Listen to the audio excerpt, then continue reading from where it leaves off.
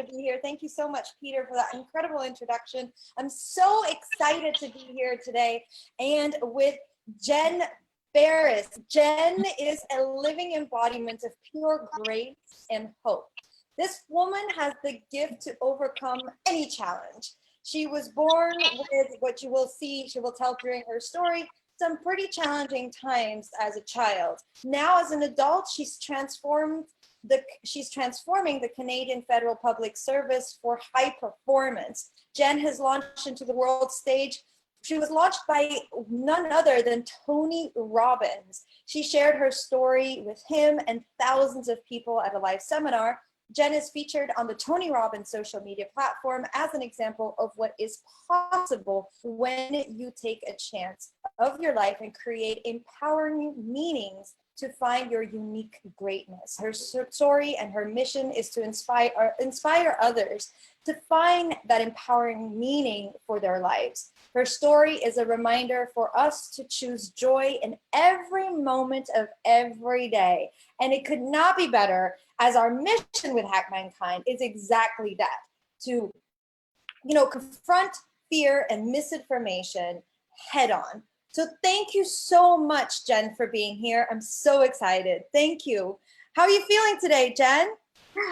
Thank you. I'm very excited to be here with all of your viewers and your listeners if they're not watching on the video. So I appreciate the opportunity to just be and share this space with all of you and all of you life hackers and hackers of mankind. And so I'm excited for that. Let's get into it. Let's do it. So right at the beginning, I started talking how, right now you're crushing it. You're, even in government, looking for, helping others, being in high performance at high levels, but it hasn't always been like that. And you had some talent, like it was it's incredible what you went through.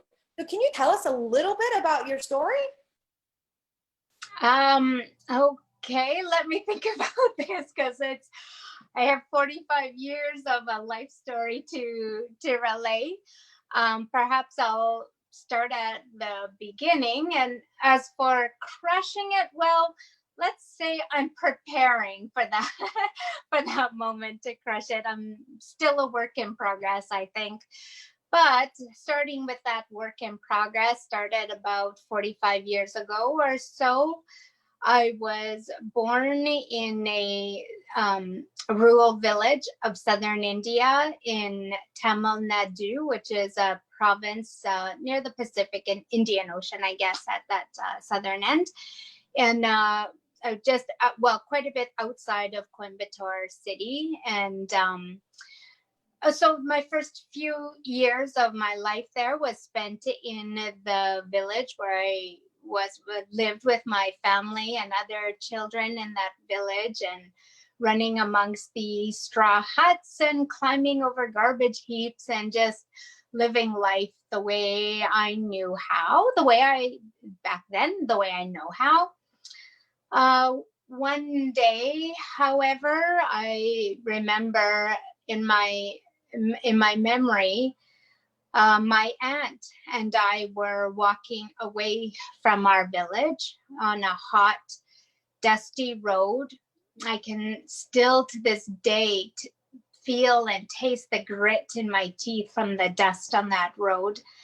And I feel on my arms the gentle, warm breeze, and I feel it on my legs, and I feel the hard dirt on my feet as I'm running along behind and around my aunt. And my next memories are of us boarding a bus, the steep stairs of a bus, and jostling for a seat and I'm feeling the open air from the windows as we're riding along a road. And the next memories are of us now walking on a paved road. And every once in a while, we will stop and relieve ourselves in the ditches alongside the road. And we're walking, my aunt and I, and eventually we come to a crossroads, a T intersection that runs alongside, in front of us. And along to the right of that intersection is a schoolhouse. And in front of that schoolhouse is a bus stop. And my aunt brings me over to the bench and asks me to wait there for her while she relieves herself in the ditch. And she tells me that she'll be right back. So I'm sitting there waiting for her, listening to the sounds of the street. I'm hearing the children playing and the laughter in the schoolhouse behind me.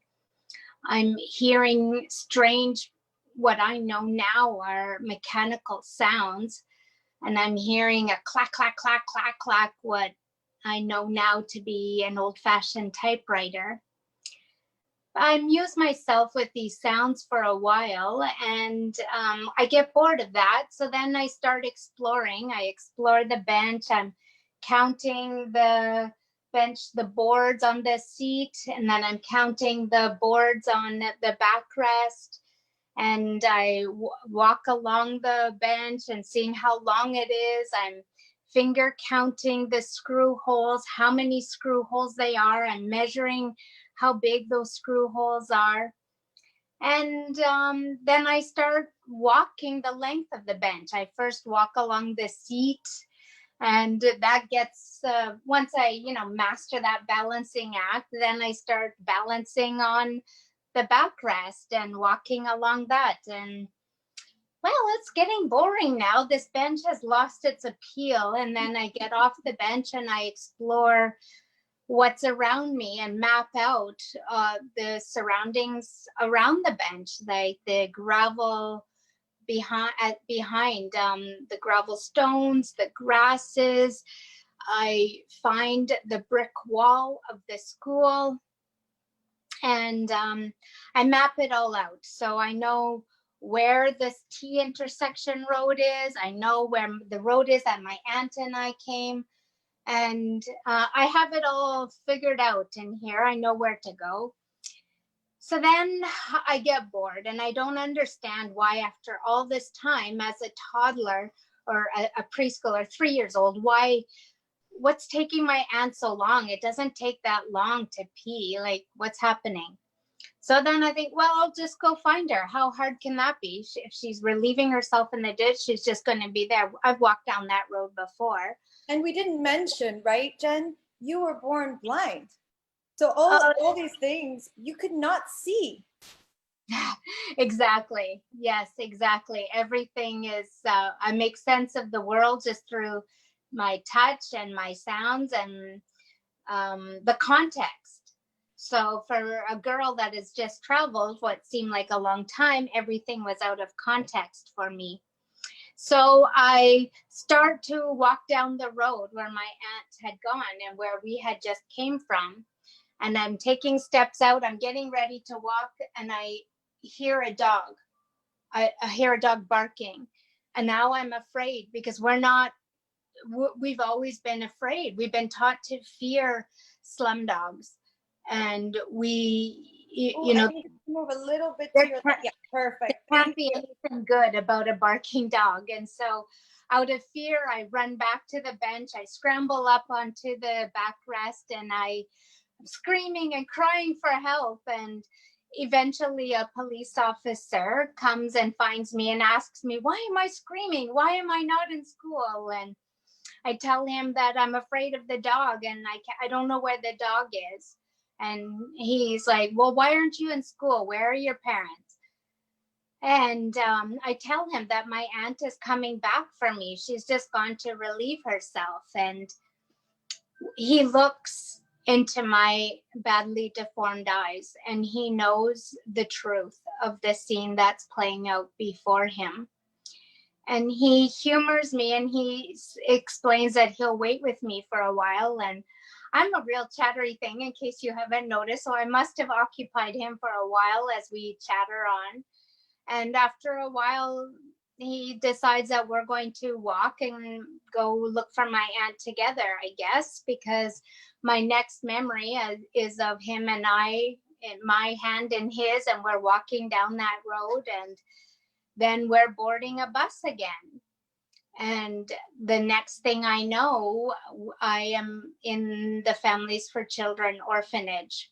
And I remember exploring all of the grounds of the orphanage. I remember playing with my brothers and sisters and mapping out every inch, every corner of that orphanage, and just exploring everything that I can.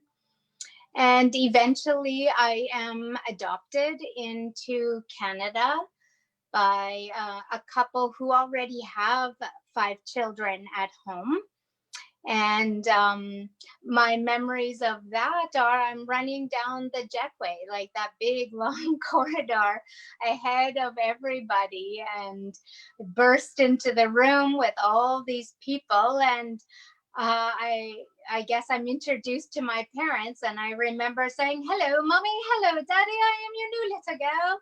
I do a very bad, poor British accent, so do forgive me. But I learned English in the orphanage from British IRAs who were there teaching us and preparing us for our new lives. And well, I surprised my parents of what a blind person or a blind child or their blind child is really like. And I remember being incredibly thirsty and just pulling on my daddy's hands and saying, "Come on, daddy, I'm thirsty. I need 2, 3, 10, 20 glasses of water." And I'm just pulling on him and banging into everything and everybody, and just not really caring, but just being very carefree. And so I guess that's where it all starts. And I'm introduced, well, I am now given the name of Jenny Marjorie Ferris. I was born, and when living in India, I was called Tengamani. And yeah, now I have the name of Jenny Marjorie, and I have the great privilege to be named after both of my deceased grandmothers, being that I was the last girl to arrive in the family. And it's very special to me to have the names of my grandmothers. Thank you so much, Jen. This is such an incredible story, and thank you for sharing wholeheartedly. It touches us to the core. I mean, I'm talking for myself, but I know that it does, and you inspire so many already. A big shout out to Angela from the UK, who's tuned in with us. Hi, Angela, and Terry from Vancouver, and even Ranjana from Copenhagen. I hope I pronounced that right. I'm sorry if I butchered your name. My apologies. But we have an international crowd here for you, Jen. Looking, can you hear me now? Can you hear me, Jen? You're a bit staticky, Can you hear me? but I'm listening to you through the static. Okay, I just perfect. had to take a sip of water while I was out of the frame. My apologies. Oh, that's absolutely fine. Yes, I had a little weirdness with my mic, so it's working. Yeah, international audience, so grateful that you could all join me and support me, and yeah, super excited. Thank you. Incredible story, Jen. And I want to touch point on something that you, throughout your whole story, right? You could view it as a tragedy. You could have this emotion, but you've told our whole story with a huge smile. With this playfulness. It's like I was exploring the bench, and then we went on a bus. A part of me like, oh my goodness, like if it was, I would have, I honestly, and I think a lot of us would have felt terrified. And you have transformed it into something that was adventurous, the way you speak about it and the energy that you bring about it. And even when you said, "Daddy, daddy, I need a cup of water," and banging into things because you couldn't see, like, how did it make you feel to go through that? And how did you shift the energy, if you had to, into something so beautiful? Well, I think that that my life has always been, I suppose, an adventure, and I've always seen life as an adventure. And I think for me, it hasn't been anything else beyond an adventure. Sure, there have been some valleys in this adventure. I've had to, I've maybe drowned almost a few times in this adventure, and I've had to climb really steep mountains, and maybe I've tumbled down like crevasses. But the thing is I truly believe that every moment in my life up to now and continues to be has prepared me for even the next moment. And I don't know that I ever felt fear at all or believed my story to be anything other than just a whole lot of God's grace, just guiding me and protecting me, and perhaps sending the experiences into my life that I certainly needed to have to go through, and come on the other side a stronger and bigger person for it. And I don't know that I can accept another story, because born blind in a rural village in India as a girl, let's be honest, the future is very bleak in that kind of a situation, very poor.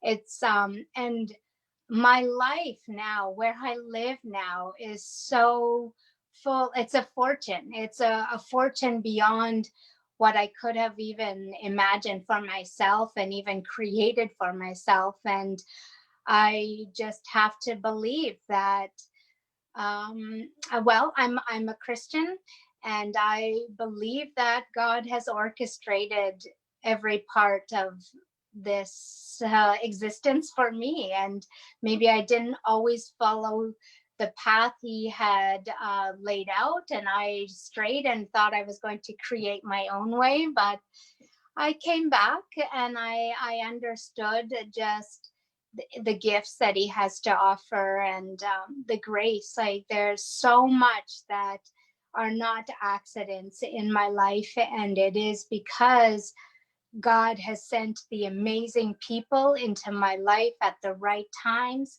at just when I needed them most to develop and become. And for that, I'm eternally grateful.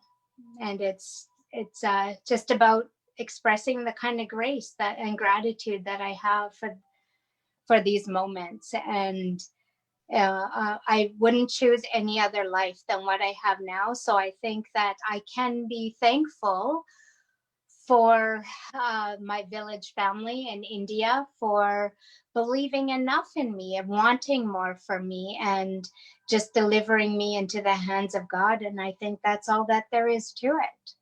Wow, thank you so much. I love what you're saying, Jen, about being grateful for what we have and what you have. You know, what you're saying from a background where it was nothing, there was nothing. Being a girl, and anything out of that is just a blessing, and really, nothing is an accident. So I just want to pause a little something. You are getting tons of people joining us on Facebook Live, dozens of people on live saying hello, pouring out love for you, such as Katrina from White House in Yukon, from where you're originally from when you live, where you live, right? How lovely. Thank you all. You're very great, very kind. So inspiring. You're so inspiring, Jen. So yeah, I want to touch base back on what you were saying about being grateful for what we have, and also that nothing is an accident. Would you say that that's your recommendation when we are, I feel like I've had such a blessed upbringing. I am so blessed. I've had everything, right? Everything. And there are moments I feel attached. I have attachments to situations and things, how they're going to turn out. And I feel like sometimes, yeah, it can be tough, and I'm in the state of suffering when I don't need to be.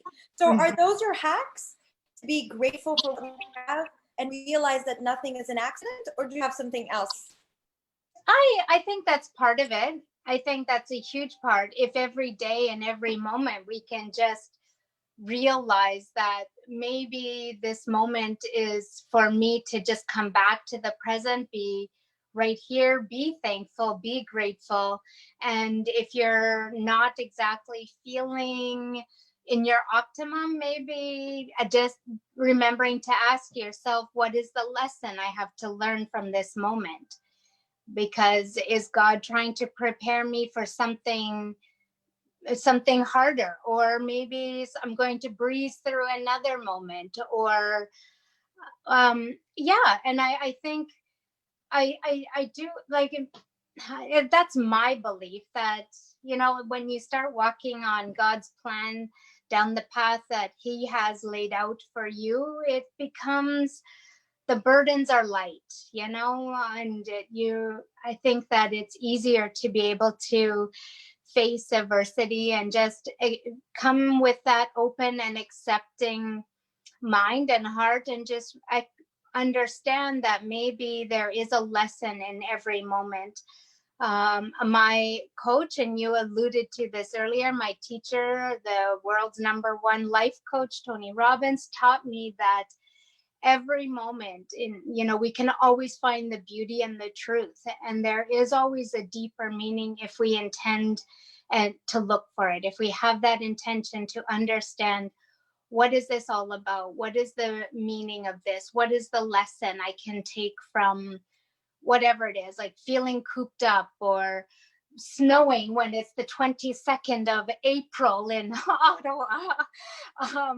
If there's a tornado that blows through our neighborhood like it did a couple of years ago, if whatever it is, when I almost get hit, when I do get hit by a bus and I am dragged by my knapsack, what is that lesson in the moment, and it's just remembering and recognizing that there is a beauty and a truth and a meaning, and we just have to look for it. We train ourselves every day. And when I do get into a roller coaster of emotions, I am reminded of the Bible verse found in Philippians chapter 4, verse 8. Focus your thoughts on all that is good and pure and true and lovely and honorable, and think of things that are excellent and worthy of praise. And when that happens,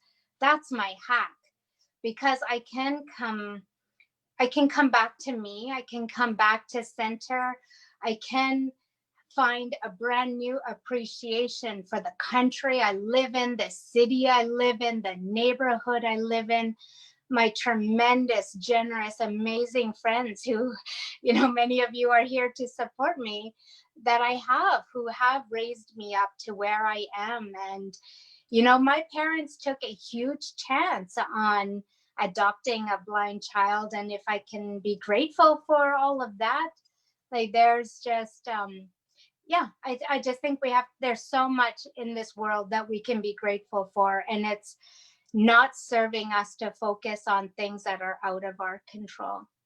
And all I have to remember is that my parents said yes to a blind child when they had no idea how to raise a blind child.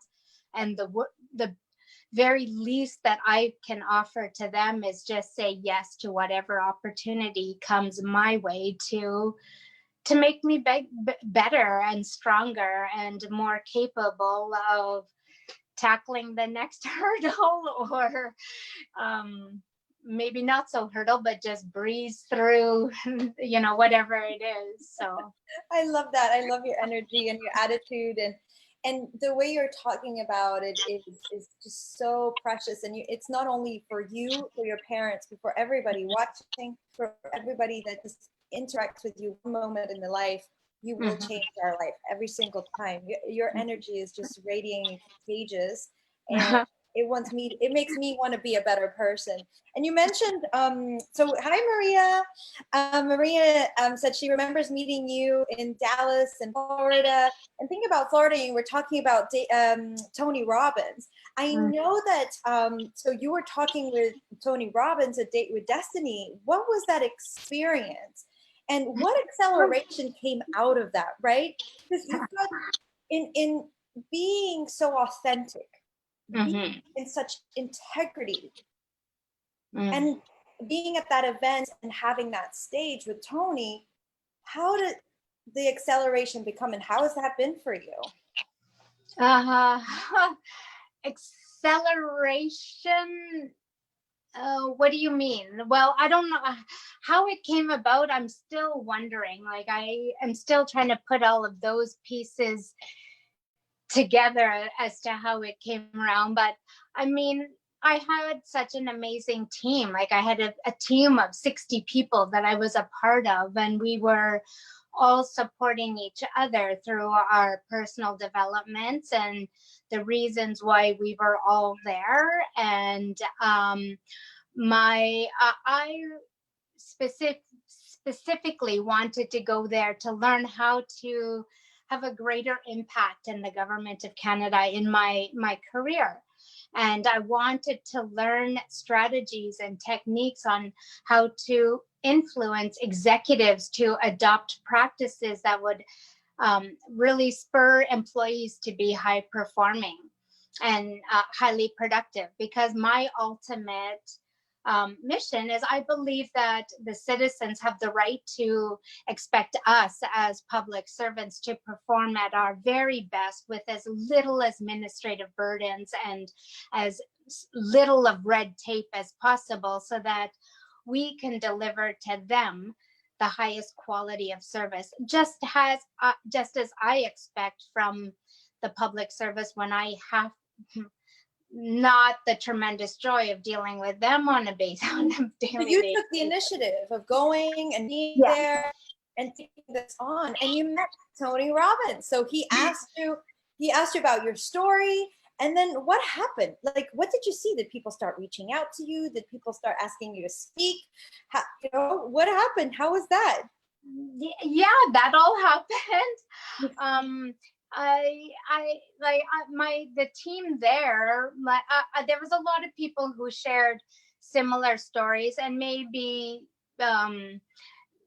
backgrounds that are far different from my own, and were a lot more challenging. So I think that sharing my story with Tony Robbins and the 5,000 people that were there was really a message, perhaps from God, to inspire others to be able to look for the moments in their life where there is beauty and where there is truth and where they can find different, deeper meanings to it all.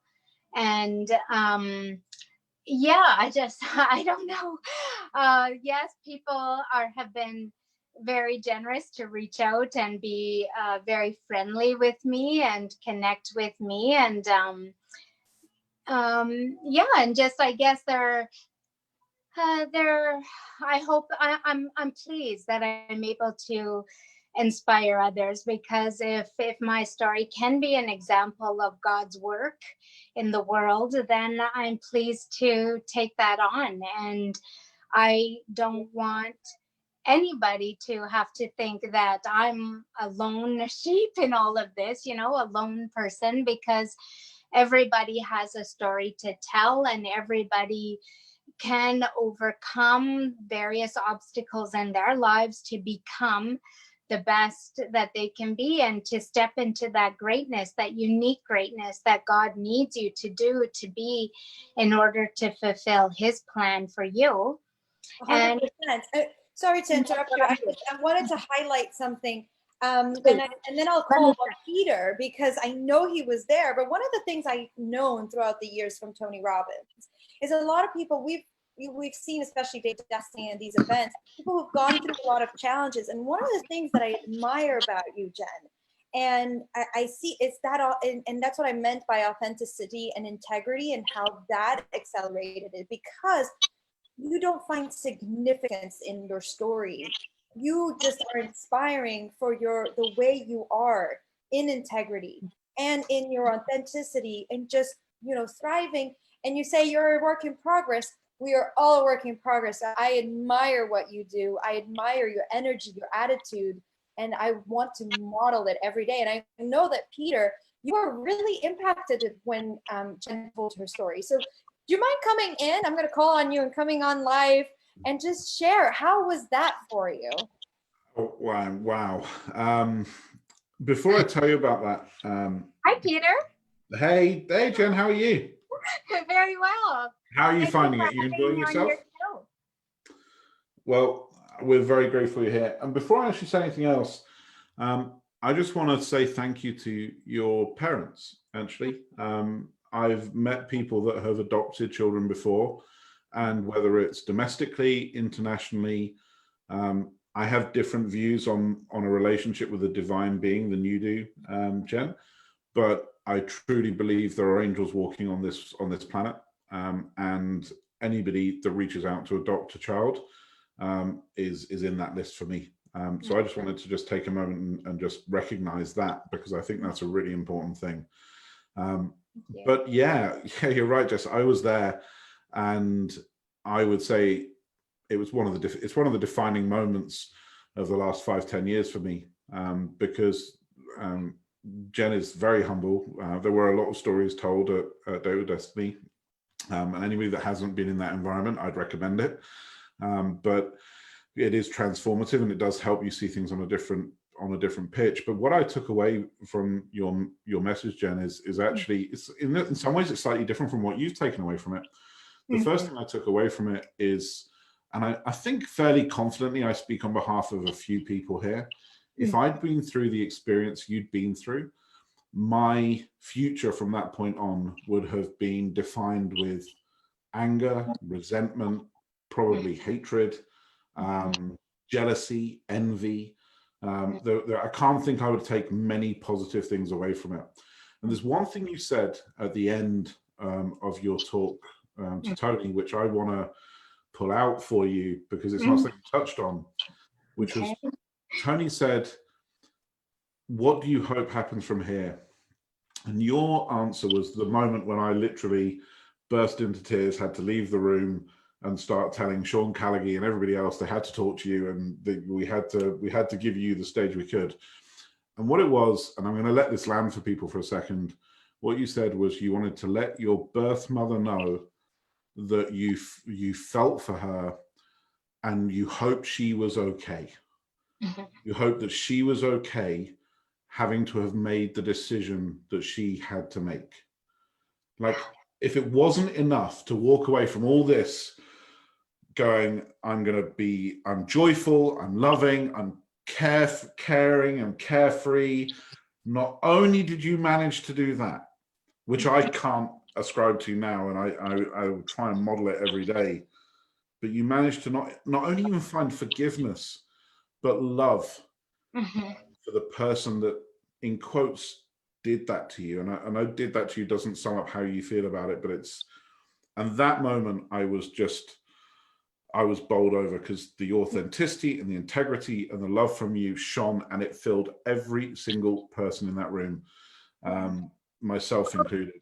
And that's just it, Peter, is, my biological mother gave me the gift that I can come and have an extraordinary life. And then my parents here in Canada took that chance and gave me that gift so that I can live the extraordinary life. And people have to recognize that we all have extraordinary lives compared to what it could be. And again, Tony Robbins taught me about contrasting. And as a blind girl born into poverty in a rural village where I had a straw mat on the dirt floor and a straw hut, to now living in a place of Canada, like what my life could have been compared to what I have. Contrasting, Tony Robbins says, will always bring us back to our truth and bring us back to our home of what is real. And that's what's real. I know the life I could have had, and it would not be employed and en route to an executive position in the government of Canada. I can tell you that. That's beautiful. But whilst yours is a story of hope and love and joy, as you just said, yes, it is. that pathway could have been different. Yes. The second reason your story caused me as much love as it did pain, we still live in a world today where we have hundreds of thousands of children in sex slavery around the world. And if people aren't aware of Operation Underground Railroad, please go and look into that. It's something that you should at least be aware of, if not supporting. But we also live in a world where rural villages in India, a dowry of a child is such a key component that this was a financial decision for your mother, right? So let's just give this background for everybody that doesn't maybe understand this or hasn't lived through this. I haven't lived through this reality, but I've traveled a little bit. In a village, in the environment you're describing, as I understand it, Jen, a family's ability to survive and provide for their family is based on either having a boy, or, in quotes, getting a dowry for a girl, right? Yeah. So a blind girl, and I don't think putting you in that label or badge is in any way giving you a service, but for the sake of this particular piece of this, a blind girl isn't worth anything. No. So it's therefore a drain on the household economy. Now, to anybody in the Western world, the words I'm saying either don't make any sense to you or they're totally abhorrent to you. But that's the reality that I think it's 1 billion people-ish in India. We have 2 billion people in China. So just on rough counting, Africa's, I think, 600, 700 million. So we're talking over half the planet work on some version of the modality I've just said. Yes. And we still live. It's the religion also, right? Yeah. I mean, certainly it might not be that way in the Christian faith, but definitely in the Hindu faith, that is very much a reality. And I don't know the numbers, but we're talking in the hundreds of millions. Yeah, yes. So how do we that's not my life so... now. And I can be grateful for that. And I just have to honor that life and that chance that my parents said yes when the opportunity was presented to them, when the message was given to them. My parents said, yes, we want to start adoption procedures right away for the blind child called Tengamani. But didn't they actually have a different child? They did. They had. So this is another, intervention of grace right here. Yes. And I tell you, my whole entire life is God's interventions of grace.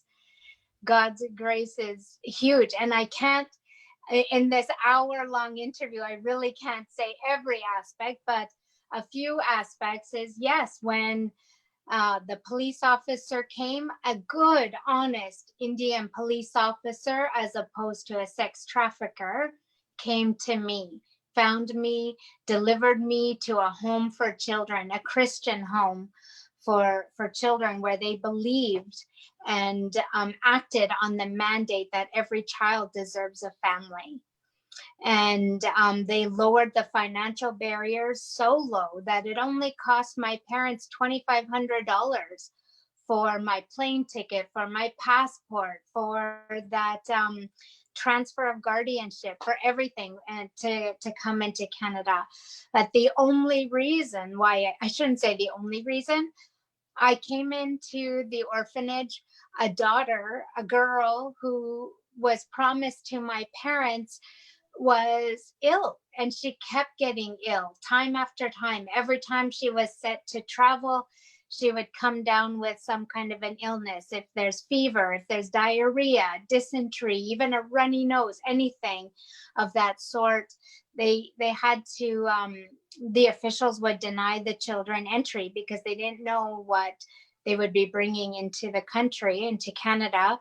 And so Ronnie, as she was called in the orphanage, was denied entrance on account of her illness. And Mummy Sandra Simpson, who is the operator and owner of the Families for Children orphanage. She was back then in the 70s, and to this day she still is, while remotely, but she is still very much in operation of that orphanage.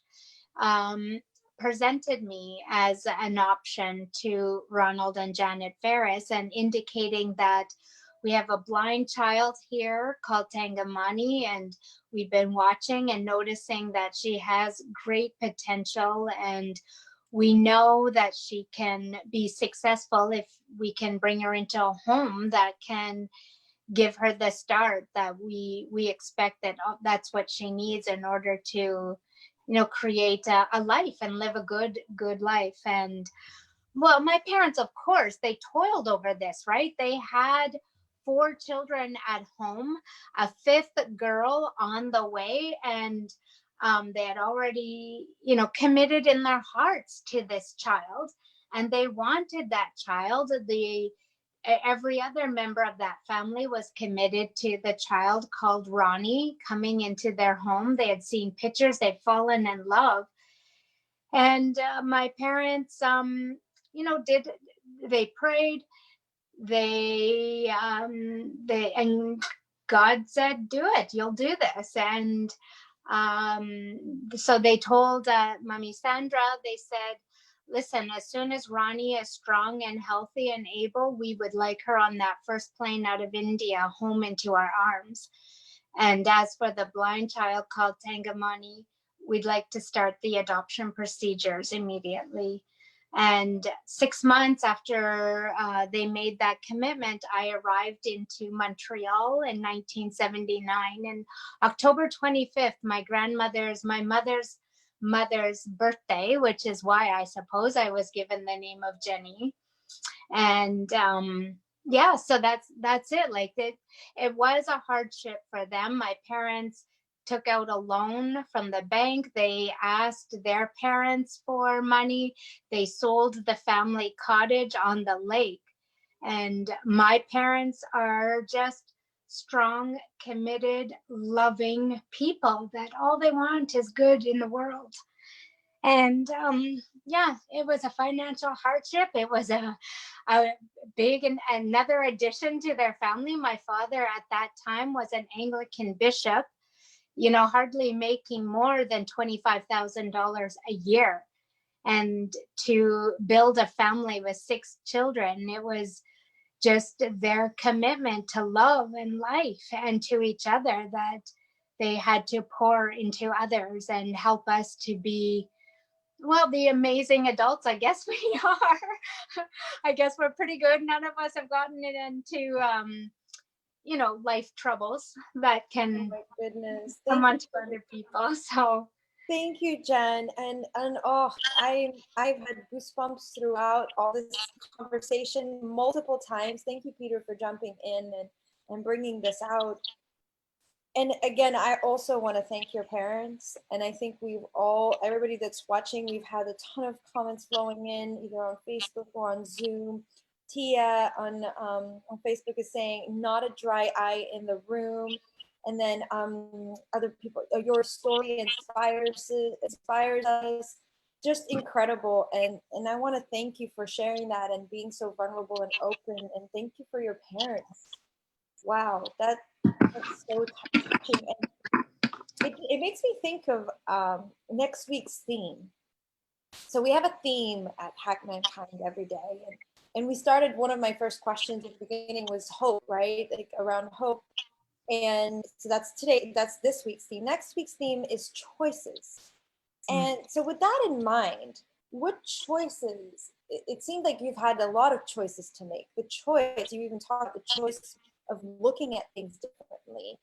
Mm-hmm. What choices are you making for yourself during this unique time?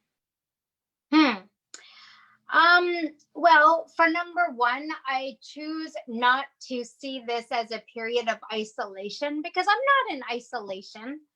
I don't view this period, I choose to not view this period as a quarantine, because I'm not sequestered in my home. I still get out, I walk, I enjoy the God's beauty and nature all around me, and I can give thanks for that. And I choose to give thanks for those things that are in my life. And I choose to see how privileged I am. And we can make that choice. That choice is ours every day, to acknowledge the privilege that we have. And if you don't accept that this world, this very first world, developed world, it has a privilege, you're missing out. That's all. Because there's a lot of people, as Peter was saying, in this world who have a lot less than I do, and they are happy. They are happier than they, like, we know how to be. And they don't complicate their lives with material things and what they should have done and what they could have but don't have. And they choose to live in the moment and be joyful and be happy and fill their homes and their hearts and their lives with song. Most nations in this world are always have such glorious songs and color and music and dancing and beautiful, beautiful rituals that are conscious choices. And I think in North America and other developed countries in this world, we can choose joy, we can choose happiness. We have to know, everyone, each one of us has to know that we choose our thoughts. We choose our thoughts, we choose our words, we choose the images in our mind, and therefore we choose the emotions that we can have, and we do have. And when if you're choosing to be negative and ascribe nasty meanings to things in your life, then of course you're going to have such nasty emotions. But if you recognize that, like, there's so much beauty all around, and just to accept it and drink it in and be grateful to it, whether it's a God or whatever your higher power is. For me, it's Jesus Christ, and I just choose to accept his great works in my life and all the things that he's created for me. And it is a life of his design, because all of the graces that I've been so privileged, I think, to experience have been from God, or are gifts from God. And I just have to choose that every moment is to help me progress to the next moment. As one of your guests, Sarah, said earlier this week, is every moment in the past has prepared me for this moment right now, and is preparing me for the next and the next and the next. And that's how I choose to see it too. And we have choices. There's a lot of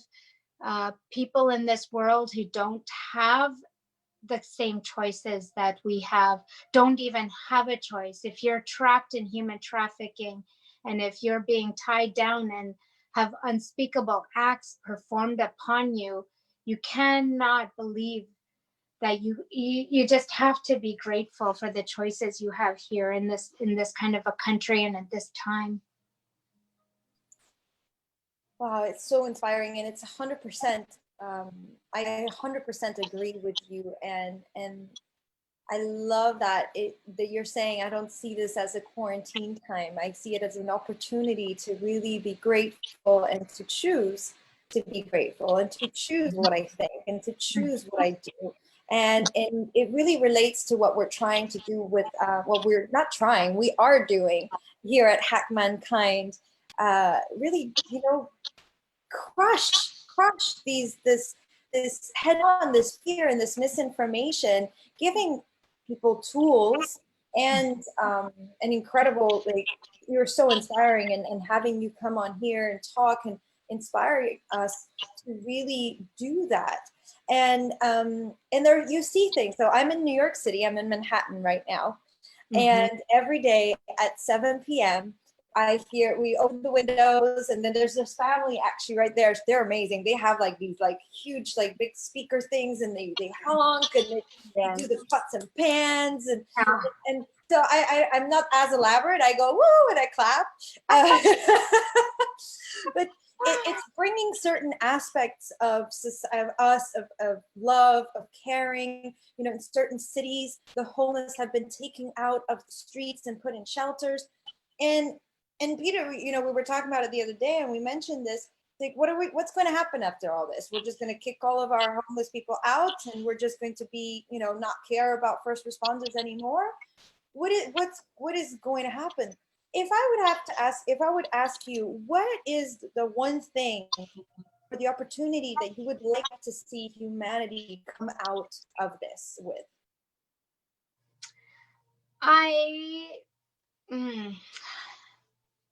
You know, I'm going to go back to just a couple of weeks ago when I was feeling so disconnected from humanity, from humans. And when I was walking with my dog in the park, I met a friend of mine with her dog. And I just leapt for joy. My heart felt so connected, like it had never connected to her before, because I recognized in that moment that I need a tribe around me. I am not good performing and living and doing everything on my own. I need people to feel that sense of community, to feel that connectedness, to feel that I am a tribal being. And I mean, we come from tribal beings, our ancestries. And I think that we need to not go back. Like, if we can remember this time of when we were alone in our homes, alone in our cars, rather than like getting in our box car, going to our box office, coming back home in our box car, going back into our box homes. Like, if we can step out of our box and remember that we came together for 2 minutes every evening at 7 o'clock to glorify and praise and honor the work of the gifted in the healthcare system and emergency responders, because that is a gift. I would not see myself running into that danger when others gladly would, and bless you for that, you know. So if we can remember that we are tribal beings and we are intended to be together and enjoy one another, and if we can find that beauty in the relationships and the friendships and our togetherness, and not be resentful of what she said or he said, or how he looked at me that way, or what was that look all about? Like, why did she have to look at me for that? Or why is she judging me for this, what I'm wearing there, or what I'm saying? Or who would ever think about bringing that to this kind of a community? You know what I mean? Like, this kind of stuff is not warranted in a place where we are a tribal nation and a tribal people. And let's come together. When this is all over, when we're able to celebrate with one another again in public places, let us just be appreciative of the home we live in, of the earth we walk on, of the air that we're able to breathe so cleanly. And let's be grateful for, you know, just the very fact that we can be out and have the sun on our face without a mask, and look for that joy in another person's soul and listen to what their heart is saying, and just try to connect with people on that very emotional level. And let us put aside our judgments. And that would be my choice. My choice for us is that we all come together with our hearts and souls and be grateful for us as humans, and that we can be connecting together to do good in this world. Because, you know, we don't need a silly virus to be the end of us. We don't need a deadly bacteria bringing us all down, because together we are better, as everybody, as the sayings goes. So we're stronger, and we can all be stronger when we make that choice to recognize the truth and the beauty, and just recognize that we all have that beauty and the truth, and we can connect to each other on a heart and soul level. I love that. Thank you so much, to be connected and get back to, celebrating. And again, there's a reoccurring theme you always have, the gratefulness and to be connected. Thank you so much. I'm looking at the time. I'm like, oh my goodness, it's just flown by. So we'll quickly wrap up. But before I do that, do you have any final thoughts? Just real quick final thoughts. Oh gosh. I think love yourselves and love each other. And I think that this world will always be a better place if we can just have more love in it. And let us try to come together in love and melt the hatred that's in this world. And I think we can all live a better life and be better people for it. Fantastic. And so if people want to connect with you, Jen, what's the best way? On Facebook, Mm-hmm. on the website, what's the best thing? Yes, I think just connecting with me through Facebook there. I don't have a website as of yet. I'm still navigating my way through this world of the public stage. Thank you, Tony Robbins. But anyway, so yes, if I can be of service to others, then I'm gladly willing to support initiatives such as yours, Jessica and Peter, to just make sure that people do know that love is really a powerful, powerful force. And as humans, we can overcome such silly, minuscule bacteria and microbes and such things, right? And it is because there are great scientists in this world, so much greater brains and minds than my own, that we are able to conquer some of these things. So yeah, Facebook, I think you feel free to connect with me on there. And fantastic. So we'll add that on the below the video. We'll put it on the comments so that you can reach out to Jen directly. And she also in the group at Hack Mankind. Thank you so much for joining us, Jen. This was incredible, amazing time, amazing little hacks. We've been taking notes, and we've had, thank you for watching, for tuning in, for being here. As always, you can reach us at www.hackmankind.com and on our Facebook group as well, Hack Mankind Tribe on Facebook. And for the first 1,000 members, as Peter has mentioned, we are offering a free first 1,000 members access to hackmankind.com.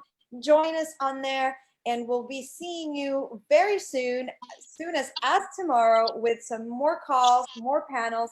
Thank you so much, Jen. Love you.